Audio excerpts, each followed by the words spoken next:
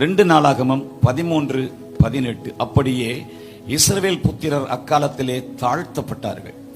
யூதா புத்திரரோ தங்கள் பிதாக்களின் தேவனாகிய கர்த்தரை சார்ந்து கொண்டதினால் மேற்கொண்டார்கள். எல்லாரும் சொல்லுங்க, கர்த்தரை சார்ந்து கொண்டதினால் மேற்கொண்டார்கள்.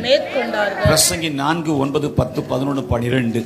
ஒண்டியா இருப்பதிலும் இருவர் கூடியிருப்பது நலம், அவர்களுடைய பிரயாசத்தினால் அவர்களுக்கு நல்ல பலன் உண்டாகும். ஒருவன் விழுந்தாள், அவன் உடனாளி அவனை ஒண்டியா இருந்து விழுகிறவனுக்கு ஐயோ, அவனை தூக்கிவிட துணை இல்லையே. 2 பேராய் படுத்துக் கொண்டிருந்தாள், அவர்களுக்கு சூடு உண்டாகும். ஒண்டியா இருக்கிறவனுக்கு சூடு உண்டாவது எப்படி? ஒருவனை யாதாம் ஒருவன் மேற்கொள்ள வந்தால் இருவரும் அவனுக்கு எதிர்த்து நிற்கலாம். முப்புரி நூல் சீக்கிரமாய் அறாது.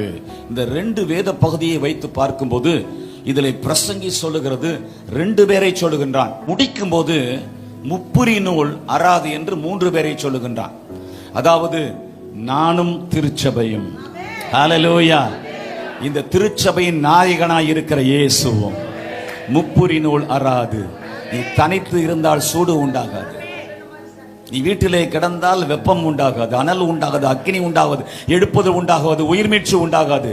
இவ்வளோ தூரம் வெயில்ல, 2 வீலர்ல, கார்ல, பஸ்ல நீங்க இங்க வந்து உட்கார்ந்து இருந்தாலும் கூட அந்த களைப்பெல்லாம் மாறி கர்த்தருடைய வார்த்தை வரும்போது ஆறுதல் உண்டாகி நமக்குள்ளே இருக்கிற சோர்வுகள், பலவீனங்கள், பின்மாற்றங்கள் எல்லாம் மாறி போகிறதே. கைகளை கொட்டி கர்த்தரை துதித்து மகிமைப்படுத்துவோம். இஸ்ரவேல் ஜனங்கள் கர்த்தரை சார்ந்து கொண்டதினால் மேற்கொண்டார்கள்.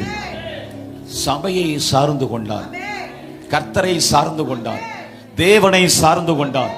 உன் பலத்தை சார்ந்து கொள்ளாமல், உன் ஞானத்தை சார்ந்து கொள்ளாமல், உன் பணத்தை சார்ந்து கொள்ளாமல், கர்த்தரை சார்ந்து கொண்டு, அவர் நாமத்தை சார்ந்து கொண்டு, அவர் வல்லமையை சார்ந்து கொண்டு, அவர் அபிஷேகத்தை சார்ந்து கொண்டு, அவருடைய பிரசன்னத்தை சார்ந்து கொண்டு, அவருடைய சமூகத்தை சார்ந்து கொண்டு, அவருடைய வாக்குத்தத்தத்தை சார்ந்து கொண்டு, அவருடைய வல்லமையை சார்ந்து கொண்டு, அவருக்குள்ளே நீ நிலைத்து இருக்கும் போது மேற்கொள்ளுகிற கிபோர் உன்னிலிருந்து வெளிப்படுகிறது. டைனமிக் பவர் உன்னிலிருந்து வெளிப்படுகிறது. டுனாமிஸ் பவர் உன்னிலிருந்து வெளிப்படுகிறது.